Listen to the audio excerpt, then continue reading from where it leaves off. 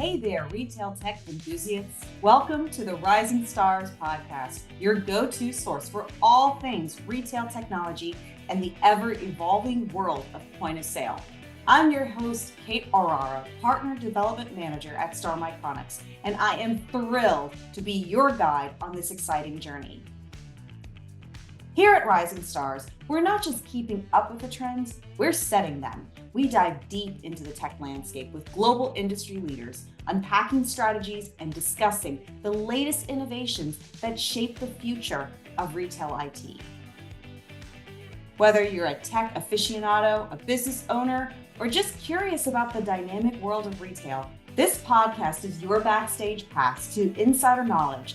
And hey, it's not just about the tech, it's about the community. Join me and the Star Micronics team as we lead and innovate, shaping a brighter future for the retail, hospitality, and cannabis industries, as well as beyond. Together, we rise. So hit that subscribe button, stay in the loop, and let's make waves in the retail tech space. This is the Rising Stars podcast, where innovation meets inspiration. Let's rise together. Well, welcome back, everybody, to another episode of the Rising Stars podcast. I am really excited to be joined today with Blake Gillum, who is the president of DCR POS. How are you doing today, Blake? Hey, I'm doing great, Kate. Appreciate you having me on the podcast. Well, I'm glad that you're here, and I'm so excited that you're able to do this. I know with all the craziness of summer and vacations, you went to Disney, probably in the heat with your family not too long ago. And of course, I've had some vacations. We've had a couple jugglings to get this organized. So I'm glad we were able to finally get it settled and get this recording going. Well, we're glad to appreciate you bearing with me. Yeah, the Disney, we are that weird bunch who, for some reason, love that place. You know, we love the Epcot Death March. We love walking around and then giving the mouse all our money. So, well, we'll have to chat a little bit later. One of these days I want to get back to Disney. I haven't been to Disney. It's been a few years. It's probably been a hot minute. So I'll have to kind of pick your brain a little bit. It's different going with teenagers, and that would be what my kids are. But I don't think you're ever too old for Disney. So never too old. Never too old.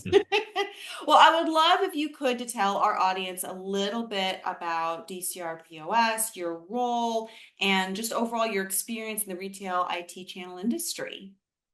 Well, of course. So as you said, I'm the president of DCR, and we are an ISV VAR hybrid who's been serving the grocery, retail, restaurant, and fuel industry since 1961. So a little over 63 years. And my role here at Data is, I'm really responsible for, implementing and developing our company strategy and, pretty much ensuring the company's long-term success. So I've got about 15 years in the retail and hospitality solution provider space. Myself, unlike the company, who's been around obviously much more.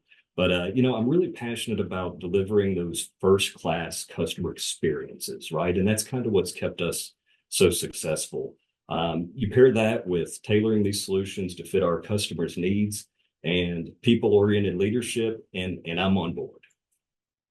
Awesome. Well, I love that you've been in the business for 15 years, but DCR has been around for 63 years. So that is an amazing feat, especially considering the evolution of this industry, consolidations of businesses, and all the economic challenges that really have faced the US and the world over, 63 years. So I don't know if you can tell us, what's the secret? What's DCR's secret sauce, or how have they been able to weather those storms? So, like you said, it has been a long time. There's been a lot of change and, also a lot of storms, right? But much like we came on here to talk today about, navigating change and how you keep your business relevant amidst a lot of change, right? And we've seen it. So, we kind of have an idea of how we approach change is, we embrace it. Change is good. Change is not something to be afraid of. If it's like a tomato on the vine, right? You gotta be willing to pull it off, and go do something else. If you leave it just sitting, staying the same way, it's gonna rot and fall off, right? So we really choose to, really look at the landscape, see what's changing, and look for opportunities and adapt. I think the worst thing a company can do is, try to fight it. Change is inevitable. It's going to happen. Fighting it, you're just gonna get worn out and be less successful, right? So, we really keep it simple. So, for our recipe for success is really just three real simple ingredients, right? We want to build great relationships, we need great people, and we need to deliver great products, right? So, great relationships is really the core component of our culture. It's around everything we do, right? We want to build really good long-term relationships with not only our clients, but our vendors and our team members here. So, everything we do, we look at, hey, does this help build that type of relationship? And it's yes, then we do it. So part of having those great relationships, though, is like I said before, the second ingredient is the great people. And we have been blessed over these 63 years to have just, I mean, hands down, I've got to say, we've got one of the most amazing teams I've ever seen anywhere. I mean, we have folks who have been on board, still working today, who've been with us for over 45 years. And I think that's a testament to, us doing something right. But when we're looking, to build this amazing team, we really wanted to find, the right people. I think that's critical because to be successful, you got to have the right people that you can trust, moving the needle forward. And so when we look on what type of people we want to bring into the organization, we really look for three things. And that's someone who's driven, they're a team player, and they got a good attitude, right? We need those three things. We can teach people how to sell point of sale. We can teach people how to program and configure systems. We can teach you the technical aspects of this. We can teach you how to repair a printer, but I can't teach you to have some drive. I can't teach you to want to be a member of a team, and I can't teach you to have a good attitude. So we really look for that, and we try to put people in leadership who kind of embrace that coaching and mentoring type philosophy. That kind of goes back to that people-oriented leadership that I'm a real big fan of. You should be there helping to grow your team. If you find yourself micromanaging and disciplining, one of two things has happened. You've either built the wrong team or you're not the right person to lead it. And that's kind of how we've approached that here. And then I guess the third ingredient, of course, is great products, right? We try to pair, we're real big in providing first-class solutions and support to our customers. And, to do that, we've got to get the best-in-class partners for us to pair with. So we search, all over. We attend, industry events, be it the, Retail Now at the RSPA. We go to NGA, NRF, all looking for, what's new, what new partners can we pair with to provide these great products to our customers. And we also have an in-house development department where we develop our own components to build just that, I guess, custom solution for each one of our clients that lets them compete and meet the market needs. That's awesome. And I think, people underestimate, or managers, when you're hiring, I think they underestimate the importance of the type of people that you hire and the culture that you create. Because that, we talk about the relationships with the partners, but internally, if Yes. the house, that's the foundation of the home or the foundation of the building, right? And if that foundation is not sound, the building falls. You're absolutely right. You're absolutely right. I mean, that culture is so critical to, I guess, moving the needle, on your success of your company, right? We try to look at, I don't know if you've ever seen or read the book by Jim Collins, Turning the Flywheel. But we look at the flywheel effect, and what that is, what are the key components that drive your business? And one of those key components is our people and building the right team. And, without that, again, you're not going to be successful. And, in today's job market, I mean, you're competing with people who, are doing crazy things to bring talent in. And, people are staying, to find out somebody 40 years now is almost unheard of. Everybody's worried, well, how do you keep them? How do you keep somebody for 2 years? And without that culture, um, being strong, I mean, you're not going to do it. You're going to have a churn rate that's going to be unsustainable, at least in our market. Well, this is a good segue into one of the next questions I have, because you have been in business. You said that you have employees that have tenure over 40 years, and then there's yourself who's 15 years. You probably have some newbies in there that are still trying to figure out what the heck DCR it is. So what are some of the generational challenges that you deal with, not only externally with customers, but even internally in your company's four walls? So, I think the external generational challenges, and but we can talk about that a little later. There's customer preferences are changing rapidly, and there's several reasons for that. But with building the right culture and the right team, in our four walls, I think this is really exciting times, actually. I mean, for the first time, to my knowledge, I know at least in data's history, I don't know, maybe the workplace as a whole, that, we actually have 5 generations in the workforce at one time. I mean, it's incredible. You've got traditionalists, you've got the baby boomers, you've got Gen X, millennials, and Gen Z all coming into the same place, trying to move in the same direction. And I mean, even here, we've got one of our team members who's a traditional, they're 78 years old. I want to note they're here because they want to continue to be here. They could retire if they choose to continue to come in. But so you look at that and you're like, wow, how many different experiences and perspectives and ideas, can you get out of a team like that, right? And so we don't look at it as, I hear a lot of people, oh, this generation does it this way, and they don't care about this. And this generation, oh, they're too rigid and they believe in this old way. And we try to not fall into that trap, because I think that it's really easy to do. But instead, we try to, really embrace the uniqueness of each generation and their views, and say, okay, well, you all have very, there's not a wrong way, right? Your views and perspective was shaped by the history you've had, and the future going forward is going to make a whole new set of perspectives and ideas that none of us are ready for. So what we try to do is, have a culture around here where we really encourage everyone to share those ideas, right? We don't want a bunch of yes people who will just agree and then go off and, complain to their coworkers that we didn't do something this way or that way. So, as long as those ideas are centered around what we try to do best, which is providing those, first class solutions and support to our customers, let them compete, then yeah, no idea is off the table. Throw it out there. And so, we use that to, hopefully motivate this very diverse workforce to not only participate, give their idea, but also stay. And so we're big on listening. We'll take the ideas. We're okay with being wrong. We've done more things wrong than we've done right in 63 years, right?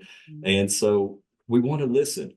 We'll put these things into place, and we'll go back and review. And if, some things didn't work out the way we wanted, that idea didn't work, it bothered this group over here, then we listen, we get the feedback, we implement some changes, and we do it again. And we just keep going through that cycle. And, that has been, I think, fairly successful for us. It's allowed us to have very diverse teams that seem to lean and learn on each other more than compete and try to one up each other.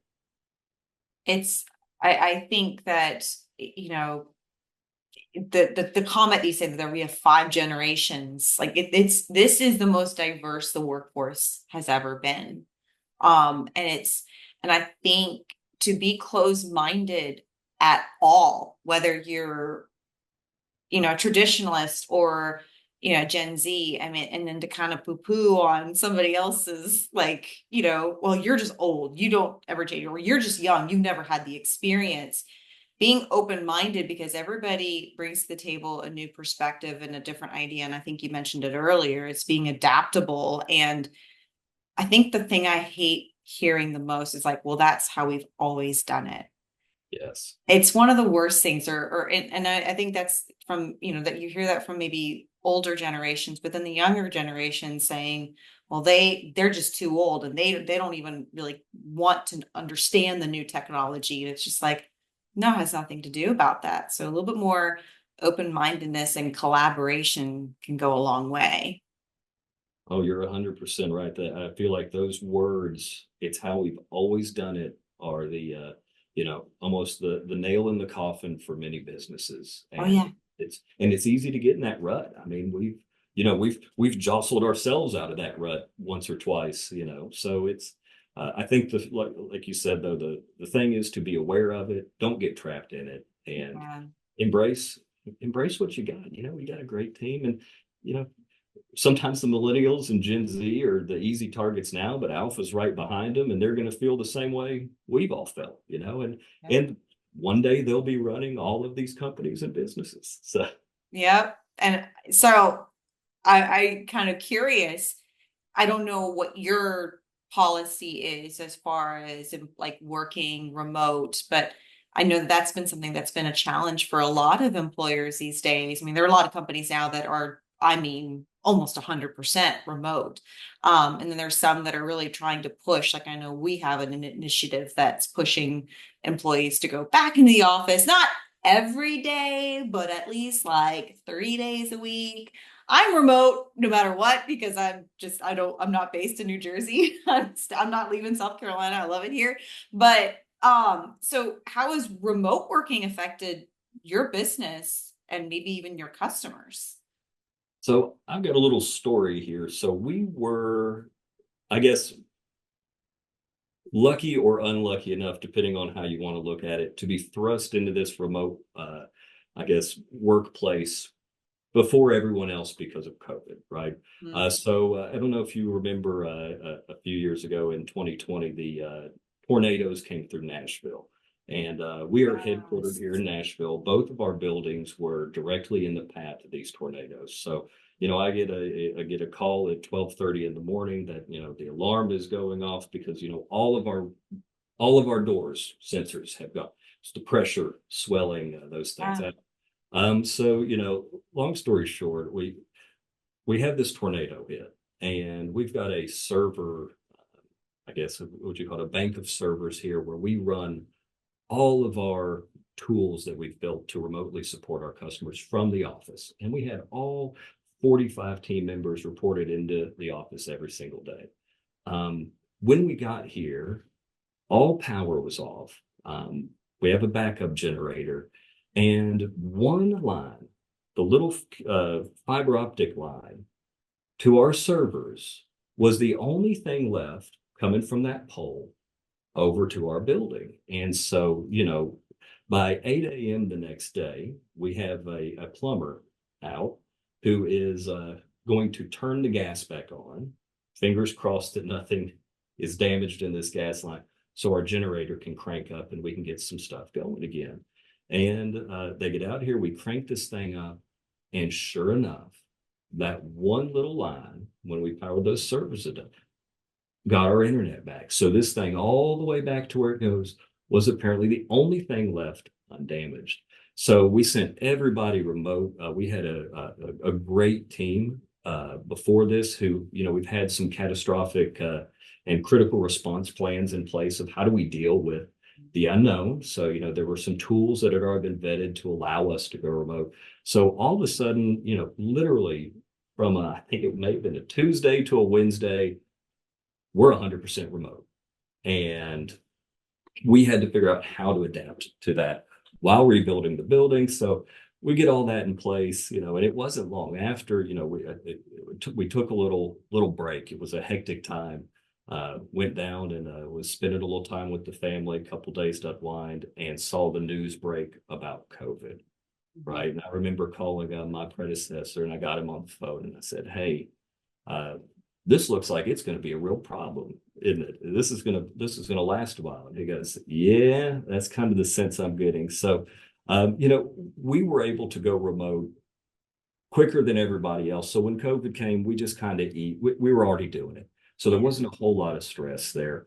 But I'll say I'm not I don't know about you. Well, you do work, remotely, but I'm naturally wired to be in the office. I like to be around the people. I like to feel the energy. If I want to go talk to somebody, I want to just walk over there and go, let's knock it out. Let's have the conversation and go on. And I think it's easier to build a strong culture with everyone in together, right? Absolutely. So I was in anybody who knows me here at Data will know I'd be lying if I wasn't secretly hoping there was a way to bring everyone back to the office, because I'm like, I know the bottom line's going to suffer, the customers, we're going to not respond the same in the same length of time and there's going to be a reason we're going to pull everyone back in. And I mean, I was astonished to learn that no, I mean, our team really thrived remotely. There was no drop in the bottom line. The customer experience was actually, if anything, better, because now we took a whole group of, our technical team, and they're in their house. They're feeling good. They're enjoying themselves. They're even happier when they're talking to the customers. But uh, for us, it's really been good. And to this day, I mean, we've got all the offices rebuilt, but there's maybe only our admin and our executive team. We like to keep them in the office here because for our field service and break fix, they can't work remote. So as long as we have one person who can't, we want to be in. Yeah. But it's about getting the right, watch it, don't let it get out of control. But if you put the right tools in place, we feel like remote work's completely possible. Yeah. No, I always tell people, like, I've been working remote since before it was cool. 2015. So, I mean, I love being, whenever I do go to visit the office in Jersey or even in Miami, I love seeing everybody, because I'm the same way. I'm very, obviously, I'm a people person, but, but I also do like the flexibility of working remote, having, it not having to deal with traffic in the morning. I mean, there's definitely lots of perks there. But I will say there are times that I can, and I think it depends on the scenario, right? There are times that when you're in the office, you can be more productive, but then there are times too when you're more productive remote, because sometimes it's the only way for you to be able, like, if I really need to get something done, I'm more likely to sit down and focus if I'm at my remote office. Whereas if I'm at an office, people come up. Blake might be coming up to my desk saying, "Hey, how's it going? What'd you do this weekend?" I'm like, "Look, it's good to see you, but I've really got to work." Exactly. Yes. Yeah. You're right. You're right. And so, we kind of looked at that, right? Yeah. And said, okay, so once everything's settled down, we gave people the option. We said, hey, if you prefer remote, you Mhm. can continue to work that way. If you're the type, there are some who, you know, whether they even know it or not, do much better in the office. And we said, Yeah. hey, while we're rebuilding, we're going to give you an office space if that's what you'd like.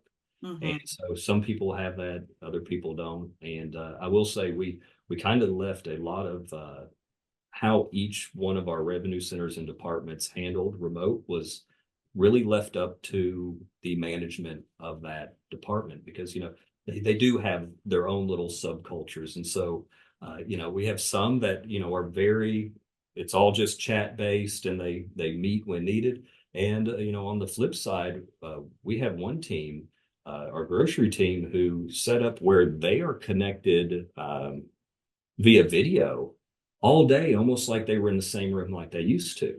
And it's not because it doesn't even matter if there's a member of management in there, because they just enjoy that. I can offer some opinions. If I hear you on the phone talking about this, they work really well. And, I think it's, as long as it's presented in a way where it's not invasive, it's not a tool to monitor you, right? I mean, we know if you're doing your job. It's more of a tool to collaborate and keep that culture. And it's been pretty, I guess, awesome to watch everyone kind of handle this remoteness in their own way. And as a company, it's worked for us. Yeah.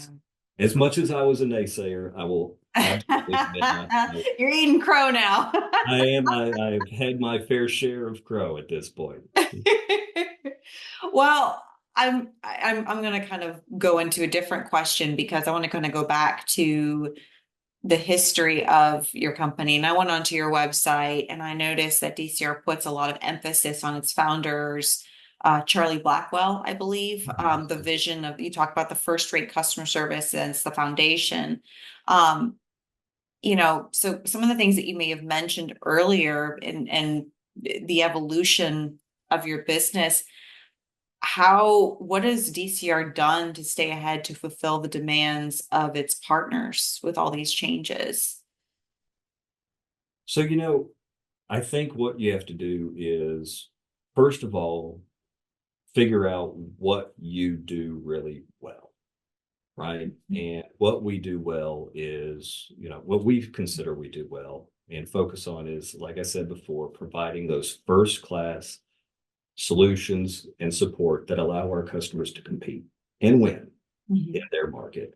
And so, when we're looking at, okay, so much has changed. What do we do to stay true to our core values? Those haven't changed, which is the great relationships, great people, and putting out great solutions. And so, we've tried to create a system where the product is almost interchangeable, right? If you've got those relationships, if you have the right people, we can move products in and out. And yes, there's a huge cost to bringing on new products or, retiring a product. But if you can't, change the way you deliver solutions, and whether that's a different solution or whether that's a, subscription and recurring revenue is the model now, right? You don't do upfront charges anymore. If you can't change the way you do business on that level, I feel like you're going to get stuck and it's going to be hard to evolve.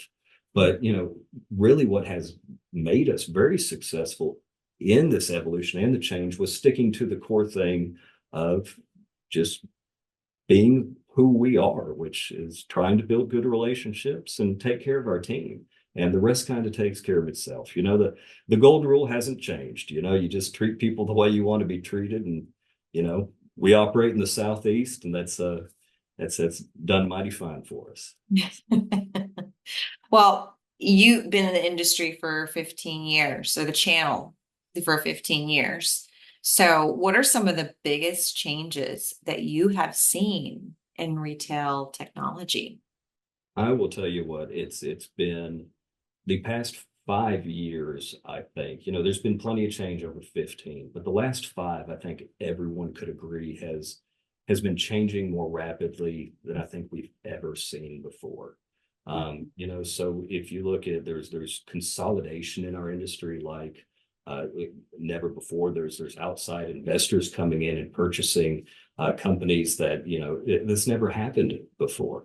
So whether it's in the channel, whether it's in, distribution and manufacturers, whether it's, even the clients that we serve, we're watching regional chains be gobbled up by other regional chains or mom and pops selling their stores to some of these chain environments. There's a huge consolidation that's happening right now. And, we're trying to figure out how to best navigate that. There's huge market disruption happening out there from all these outside forces. I hate to bring up, the pandemic because everybody's so sick of talking about it, but I feel like we're still seeing, some of the things and the effects of that have put us in the position that we're all in now. Some of the woes of the labor market and, inflation is rampant, and some of the solutions we all put out during these times to help our clients solve some of their problems in the labor market and, being able to still serve their customers and, in the way they want to be served has opened up new opportunity, right? And, we've seen this migration to the cloud. And I think, changing from a CapEx model of selling product to now it's all, are you getting it back via payments? Are you getting it back via a subscription? You're lowering that upfront cost. But, all of that to be said is when you're migrating all these things to the cloud, you've got all this new technology that's being used to, address, not being able to hire people with self-service. And, you're setting the stage for all this new tech to come in and address the new challenges that are coming, which, really, I see AI coming, and I think it's something everybody should be paying attention to. And I don't mean just traditional business logic that now we've rebranded to AI, but I really think all this information, all of it going up into the cloud, has really set the stage to really do some amazing things from a technology standpoint when it comes to AI, machine vision, and machine learning. But also, if you're looking at what's the biggest change, I think over the past 5 years too, is just the change of the customers that our customers serve. They're major drivers in, what solutions we bring to the table. I think a recent thing by a study by Progressive Grocer, I think they just came out maybe a month ago, had said that 77% of customers in a grocery store now strongly agree that they're open to try new technology. 61% strongly agree that they consider themselves tech savvy. And 54% agree that tech has made their shopping easier. And I mean, that's huge. When you have an end user that wants to do more in their retail store than just go in and grab something off the shelf and go check out in a traditional lane, or go into a restaurant, order food, and they write it down. And it's really just amazing. So I think the biggest changes that I've seen in the past 5 years is just the pace and all the opportunity that this brings if you're willing to look at it.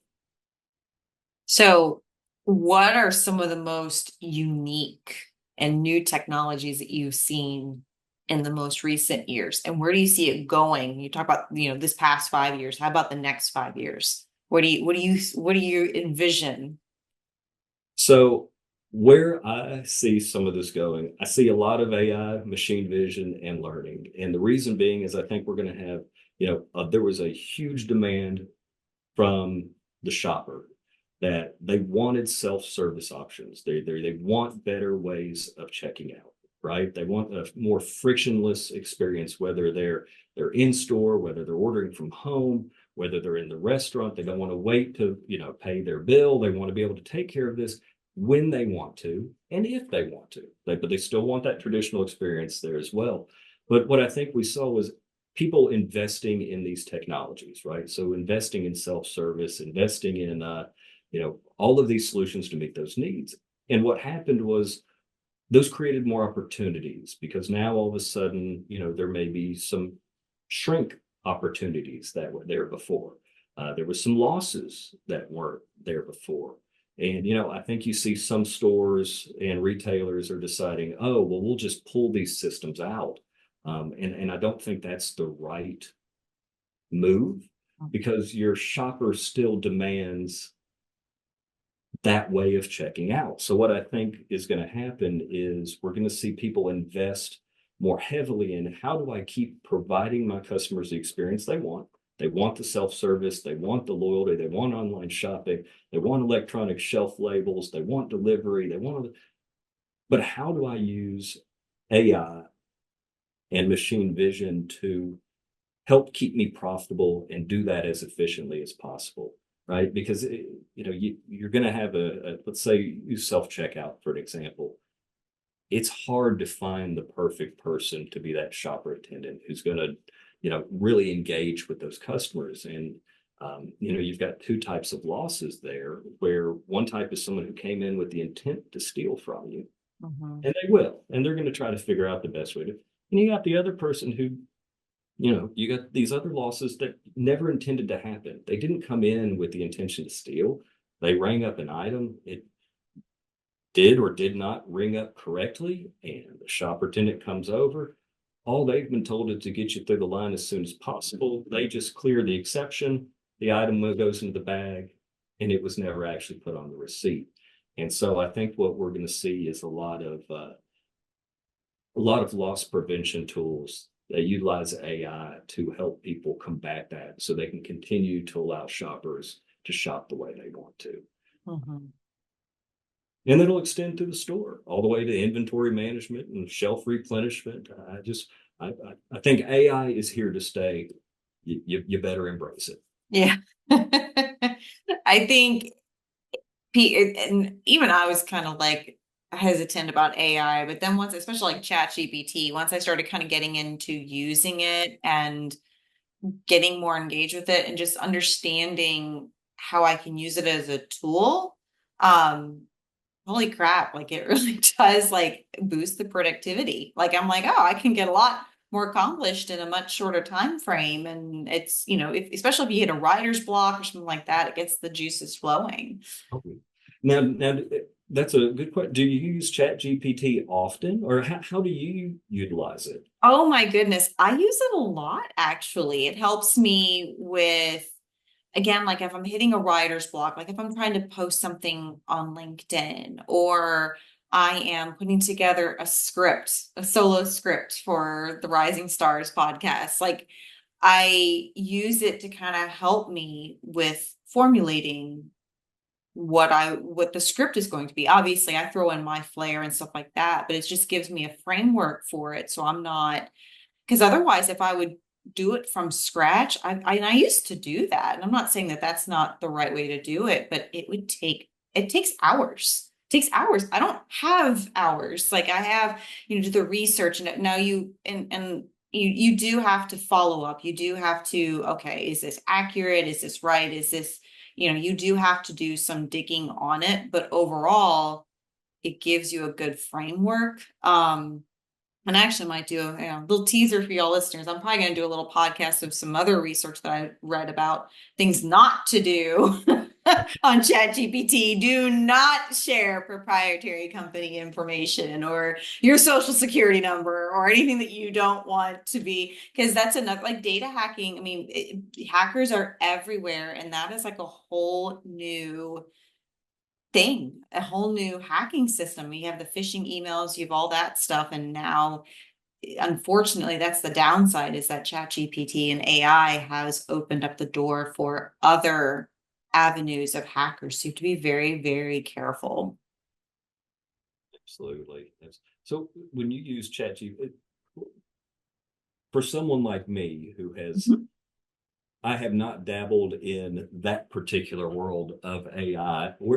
How do you get started? I mean, where do you go? Do you just go to So, chat? well, Or I how do would go to your IT team. I would seriously talk to someone in IT, because like our IT team, they're like, hey, they said, here's Chat GPT. They gave us like a link, and I have it saved in my favorites, and I go there and it saves all my previous conversations. So I can even go back and look at, and again, you have to understand that it's a machine. It has no empathy. It gets clouded by some of the information it's fed. So you do have to if it gives you like a statistic, like you might want to double check that statistic, because you're gonna look kind of silly when someone sends you a DM like that's not right. So you kind of have to make sure that you do that appropriate research. But honestly, I'm telling you, your IT team is probably willing to geek out on you, and they will tell you, and they'll sing its praises. And like I said, I was very hesitant. Like I was just like, I don't know. I don't know if this is right. And then the moment, I think there was a joke, I got upset. There was there was something upset me, and I was talking with my coworkers. I was like, I put in chat GPT. I was like, send an email to the customer in a professional way that basically tells them that they're wrong or something like that. I'm gonna just make it PG rated here. And it was so like I fed it the information, and it came back with a response. So you can say that, like, I want to tell a customer that he's a butthead, but I can't say he's a butthead. So how can I say it in a professional manner? And ChatGPT will tell you what to do. So you can have some fun with it for sure. That does sound like fun. Yes, I can think of a few cases right now that I could use that kind of guidance on. And you can do it for employees too. Like, if you're like, okay, Jane Doe is really not acting professional. How can I put this in a way that is HR friendly? And you can do that kind of stuff. So there's a lot of fun things. Again, you don't want to send like confidential information or anything like that. But I mean, you really can do just about anything. And the thing is that, again, it's like if you hit a writer's block, like I don't know I don't know how to type this email or how to introduce this new product or this press release. you can go to ChatGPT and say, I have this new solution and it does X, Y, and Z, and I need 3 sentences to just grab my audience for social media or whatever, and it'll give it to you. Or it'll give it to you, and then you can look at it and say, well, I don't like this, but if I did this, this, this, and this, I piecemeal it. And then you're like, oh, I love that. So it's like I said, it just kind of, it helps with creative juices. So I don't 100% rely on it. I use it as a tool for sure. That's good to know. Yeah. I'll admit I've been a little hesitant to use it in my own personal writings, but like you said, I mean, I think it would be a great tool for efficiency. And as long as, like you said, I like the point you made of making sure the human is still monitoring what the AI is putting out. Don't just blindly trust that, whatever this thing has decided. And like you said, the statistic it's thrown out there is actually correct and not just something that it's decided to come up with. Yeah, you can't break it. So you might as well just give it a whirl. It's like you can find a link. You can probably just Google ChatGPT and it will give you something. It'll give you some link. And it's just, again, it's just have fun with it. Like there's nothing that you can break, or you just got to be sensitive as far as what you put on there. So. And I've heard too, the more because you said it learns everything that you said. So does it write more like you would as you interact with it more? So I have not dabbled down that path. A lot of times what I will do is I will say, this is what I'm looking for. This is kind of the content that I'm trying to achieve. And then what I do is whatever it spits out, I look through it, I read through it, and then I'll actually put it in a Word document, like in my script or whatever, and then I'll just make my edits and put the Kate flair, if you will, to it. So I will just kind of change things up, but I don't convert. I haven't really had like a conversation with it. Otherwise it probably thinks I'm weird. How do I tell a customer he's a butthead without saying he's a butthead? So I don't think I really haven't gone too back and forth with it, but who knows? Maybe I will try to do that. It's, for the most part, it's been it's been very useful for me, for sure.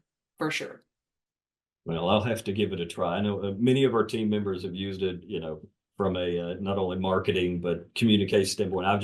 I've been the holdout because I didn't want to lose that personal touch, but it sounds like you can.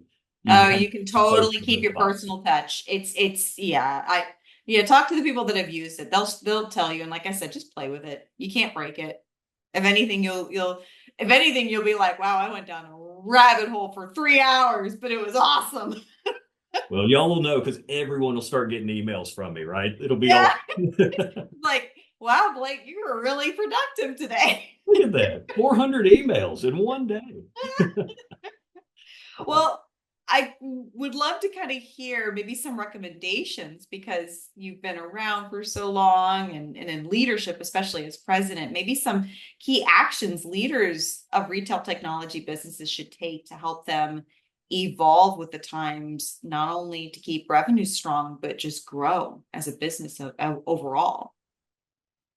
I think one of the key things, to growth is, quick growth is easy, right? I think everyone's looking for that long-term sustainable growth. So I'm going to go back to, kind of talking about the flywheel effect and that book by Jim Collins. And if everyone hasn't gone through that exercise, I would highly encourage everyone to do it. I mean, even part of the way this came to be was actually on a project that Jim Collins was working on with the executive team over at Amazon. So, there's some proven, as simple as it is, there's some proven, results that everyone's seen out of this. So, I think for long-term sustainable growth, you have to stay focused on what it is you do best, and you have to keep doing it over and over. And that doesn't mean that, like I said before, it doesn't mean you have to take a stick of dynamite and throw it in the way you do business.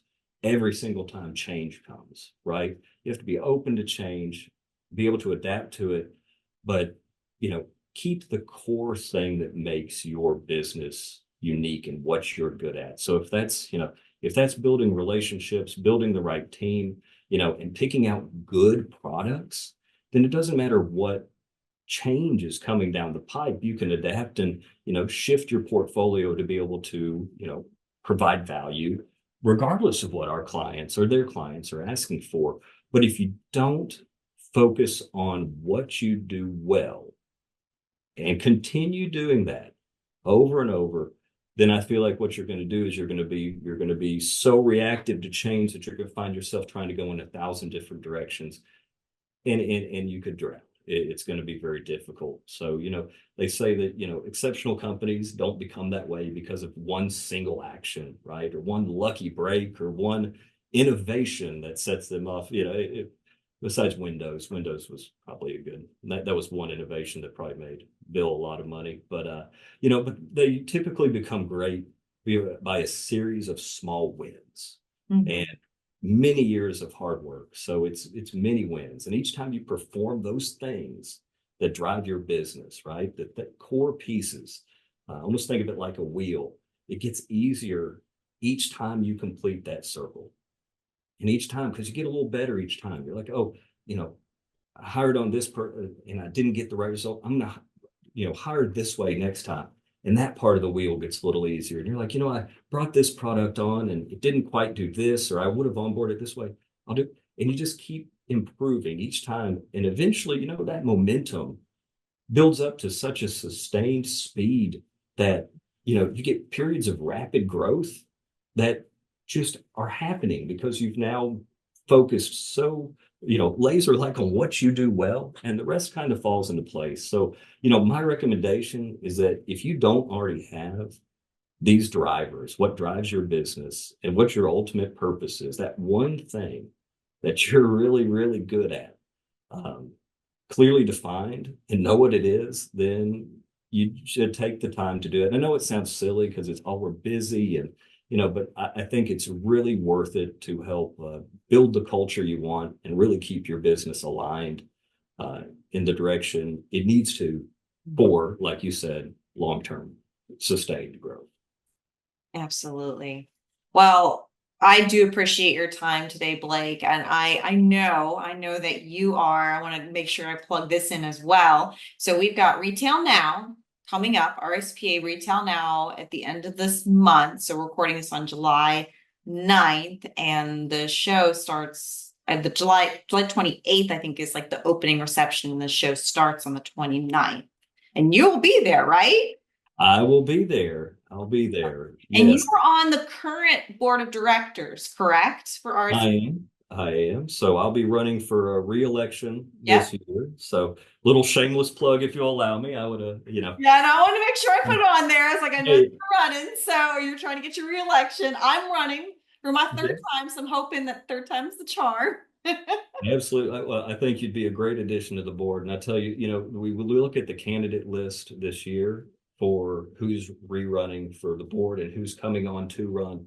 And I say, I've got to tell you personally, I feel like the RSPA is going to win regardless of who's elected, because this is, it's just amazing to see so many capable, talented people interested in joining the association. So I think that's just phenomenal. So really looking forward to this year's Retail Now. I think the board is going to be extremely strong with the group of candidates we have running, of course, yourself included there.